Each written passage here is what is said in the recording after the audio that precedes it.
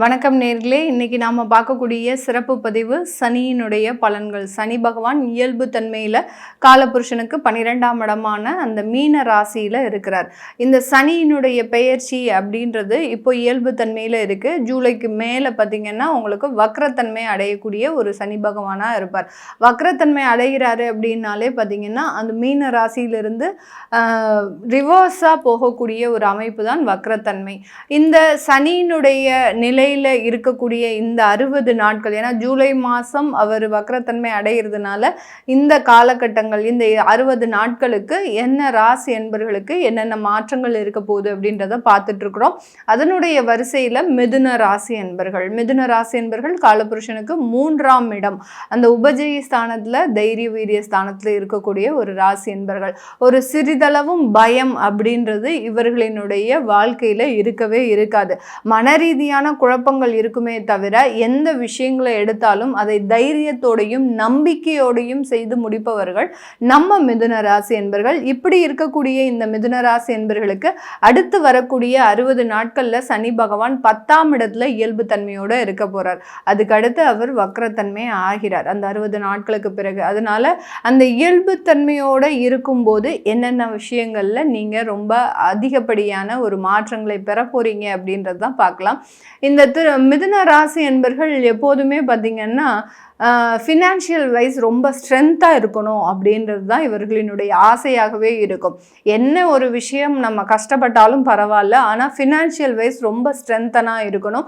அதே சமயத்தில் யாரிடமும் கடன் போய் வாங்கக்கூடாது அப்படின்ற விஷயத்தில் ரொம்ப தெளிவாக இருக்கக்கூடியவர்கள் நம்ம மிதுன ராசி என்பர்கள். அப்படியே கடன் பட்டாலும் அதை அடைக்கிறதுக்கு நிறைய ஒரு போராட்டங்களை கொண்டு அதை அடைக்க முயற்சி செய்பவர்களும் நம்ம மிதுன ராசி என்பர்கள் தான்.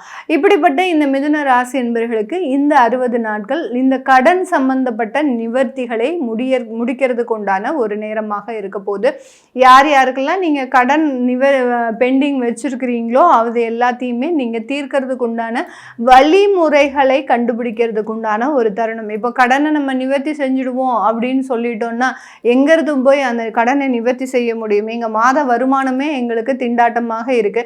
அப்படி இருக்கும்போது நீங்க பாட்டுக்கு கடனை நிவர்த்தி செஞ்சிருவீங்க அப்படின்னு சொன்னா இதுல ஏதாவது மேட்ச் ஆகுதா அப்படின்ற மாதிரியான ஒரு கேள்விகள் எல்லாருக்குமே இருக்கும். இப்போ கடன் நிவர்த்தி செய்யக்கூடிய ஒரு காலகட்டம் அப்படின்னா அதற்குண்டான வழிமுறைகள் உங்களை தேடி வரக்கூடிய ஒரு நேரம்.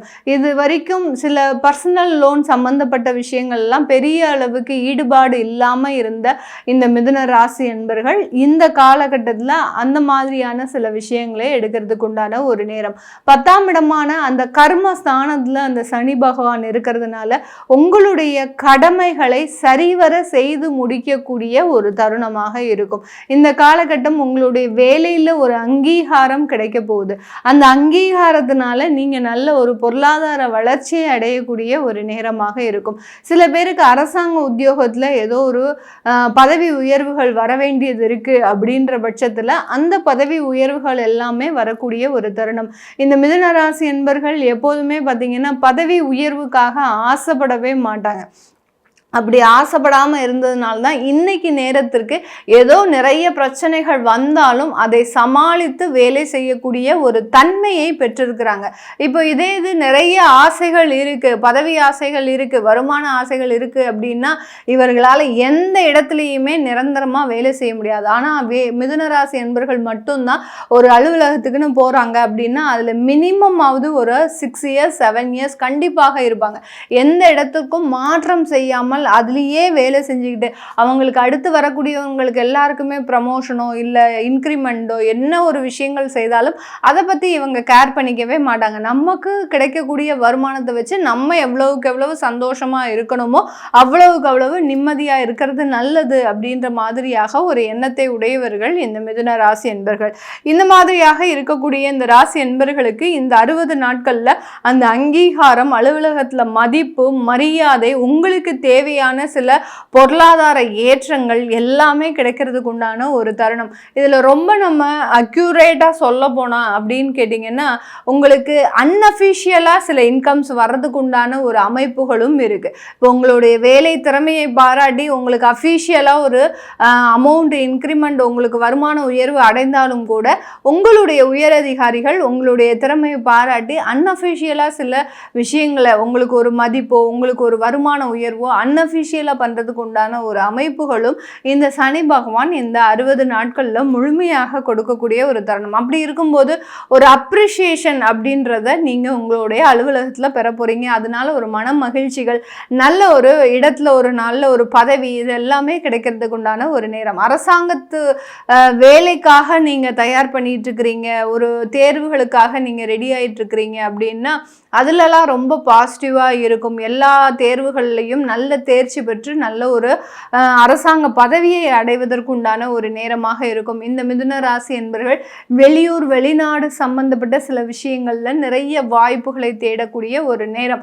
அங்கே ஏதாவது வேலை இருக்கா இல்லையா, அங்கே போய் நம்ம வேலை செய்யலாமா அப்படின்ற மாதிரியான சில முயற்சிகள்லாம் எடுக்கக்கூடிய ஒரு நேரம். அதுதான் இந்த சனி பகவான் 10ஆம் இடத்துல இருந்து இந்த ராசி என்பவர்களுக்கு அதிகப்படியான ஒரு விஷயங்களை கொடுக்கக்கூடிய ஒரு நேரமாக இருக்கும்.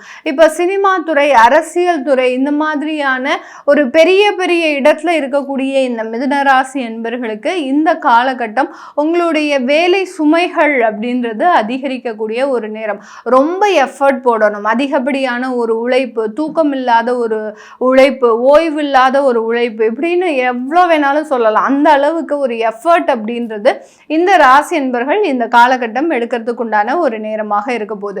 இந்த மிதுன ராசி என்பவர்களுக்கு வேலை ரீதியான சில வளர்ச்சிகள் ஒரு பக்கம் இருந்தாலும் இவர்களினுடைய வாழ்க்கையில நிறைய ஒரு உறவுகள் இழப்பு அப்படின்றது இருந்திருக்கும். கடந்த ஒரு 2 வருடங்களுக்கு மேலாக அதிகப்படியான உறவுகள் மூலமாக அவமானங்கள், தேவையில்லாத அசிங்கங்கள், அடுத்து பார்த்தீங்கன்னா ஒரு இடத்துல நிலையா இருக்க முடியாத ஒரு சூழ்நிலைகள், உங்களுடைய குடும்பத்தை விட்டு நீங்க வெளியூர்ல போய் வேலை பார்க்கக்கூடிய ஒரு சூழ்நிலைகள், அடுத்து பார்த்தீங்கன்னா உங்களை தேடி அந்த தேவையில்லாத பிரச்சனைகள் தேடி வரக்கூடிய ஒரு நேரம். இது எல்லாத்தையுமே கடந்த 2 வருடங்களாக சந்திச்சிட்டு இருப்பாங்க.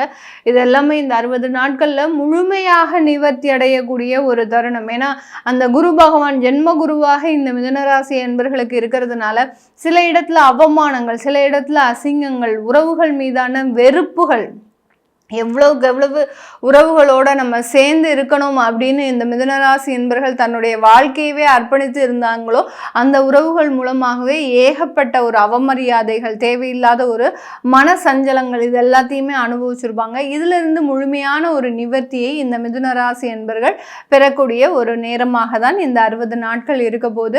இந்த காலகட்டம் வரன் தேடக்கூடிய விஷயங்கள்ல நல்ல ஒரு மாற்றங்கள். இந்த 10ஆம் இடத்துல இருக்கக்கூடிய அந்த சனி பகவான் பார்த்தீங்கன்னா இது நாள் வரைக்கும் திருமணம் பண்ணிக்கணும் அப்படின்ற ஒரு எண்ணங்கள் இருந்தாலும் அதற்குண்டான வரன்கள் அமைஞ்சிருக்காது.